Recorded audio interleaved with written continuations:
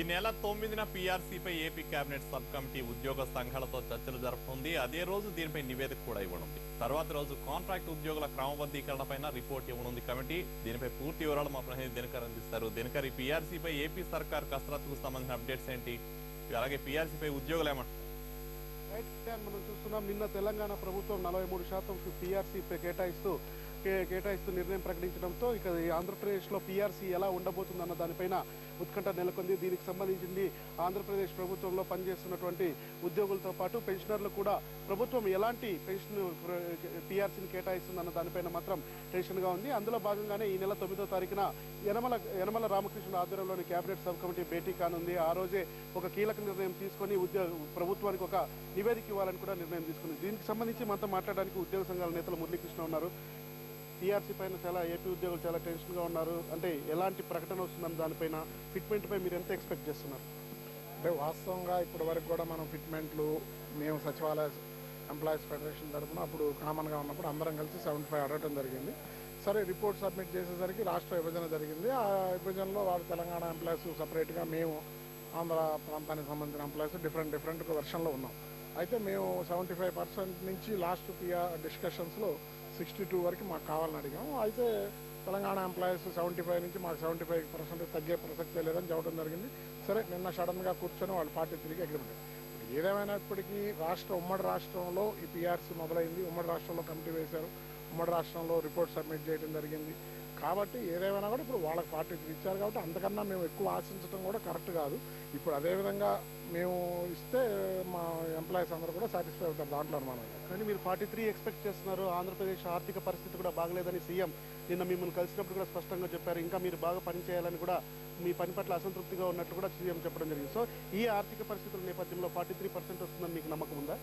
అంటే ఇప్పుడు సీఎం గారు మా పని పట్ల అసంతృప్తి అయితే వ్యక్తం చేయలేదు. కాకపోతే మేము పీఆర్సీ అడిగినప్పుడు నిన్న వార్తాపత్రికల్లో పీఆర్సీ ఇవ్వనన్నారు సీఎం అని చెప్పి వచ్చింది. అది కరెక్ట్ కాదు. నేను పీఆర్సీ ఇవ్వనని ఎప్పుడు చెప్పలేదు.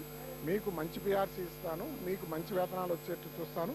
కాబట్టి అదేవిధంగా మీరు కూడా వర్క్ కల్చర్ని ఇంకా పెంచి మా ఏదైతే పర్ఫార్మెన్స్ ఇండికేటర్స్ ఉంటాయో వాటిని ఇంకా ఇంప్రూవ్ అయితే కనుక మన రాష్ట్ర ఆర్థిక అభివృద్ధి కూడా బాగుపడుతుంది. అది బాగుపడితే ఆటోమేటిక్గా మనకి శాలరీస్ ఇవ్వడానికి కూడా పెద్ద ప్రాబ్లం ఉంది. కాబట్టి మీరు వర్క్ని ఇంప్రూవ్ చేయండి ఇంకా అని చెప్పారు తప్పితే పని చేయట్లేదని మాత్రం అక్కడ సీఎం గారు కామెంట్ చేశారు. అగర్వాల్ కమిటీ 29% మాత్రమే రికమెండ్ చేసింది కదా, మరి ఈ నేపథ్యంలో 43 వస్తుందని ఎక్స్పెక్ట్ చేయడం ఎలా ఉండొచ్చు?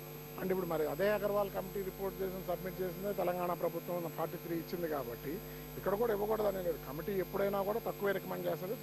కమిటీ ఇచ్చిన తర్వాత సీఎం గారి దగ్గర మేము ఫైనల్గా డిస్కస్ చేసుకున్నప్పుడు మా డిమాండ్ని బట్టి మేము రిక్వెస్ట్ చేసి మా సాధక బాధలు కూడా చెప్పి మాకు కూడా కొంత వెల్ఫేర్ అనేది ఎంప్లాయీస్ కూడా ప్రజాస్వామ్యం దేశం ప్రజలతో మేము కూడా భాగస్వామ్యం కాబట్టి మమ్మల్ని కూడా వెల్ఫేర్ దృష్టిలో చూడమని కూడా కోరుతుంది. అంటే ప్రభుత్వం ఇప్పటికే లోటు బడ్జెట్లో ఉంది. 17,000 కోట్ల రూపాయల లోటు బడ్జెట్లో ఆల్రెడీ ఇప్పటికి 9 నెలల పాటు 16,000 కోట్ల రూపాయలు అప్పు తెచ్చుకున్న పరిస్థితుల్లో ఉంది. ఈ పరిస్థితుల్లో ఉద్యోగులుగా మీరేమైనా తగ్గే అవకాశం ఉంటుందా? అంటే ఇప్పుడు సీఎంఏ కోరాడు కదా, లోటు బడ్జెట్లో ఉన్నాము, పీఆర్సీ గురించి ఆలోచించండి అన్న దాని నేపథ్యంలో ఒకవేళ 43% ఇవ్వకపోతే ఏంటి పరిస్థితి?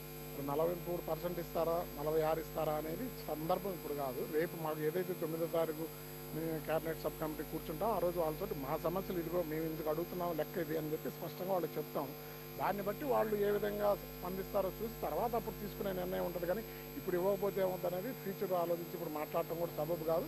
రాష్ట్ర ఆర్థిక పరిస్థితిలో ఉన్నమాట, కష్టాల్లో ఉన్నమాట వాస్తవం.